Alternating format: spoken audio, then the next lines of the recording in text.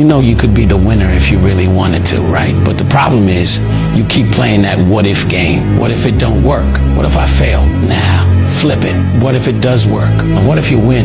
Then what? You're gonna be sitting there happy, right? You say you wanna win, but then you're scared to lose. What sense does that even make? Look, you can't talk about wanting to win and then be scared of the risk. That's not how this works. If you lock in, keep your head down and stay focused on the vision, how could you not win? The only thing that's gonna make you lose is your own mindset, and that's all on you. Your biggest enemy ain't out there, it's in your head. So if you wanna win, you gotta get out of your own way. And here's the truth. Every time you doubt yourself, you're slowing down your own progress. You either believe in yourself or you don't. There's no in between. If you keep second guessing everything, you're already losing. But when you stop playing scared and start moving like you're built for this, you'll see everything change. So stop thinking about what could go wrong and start focusing on what's gonna go right.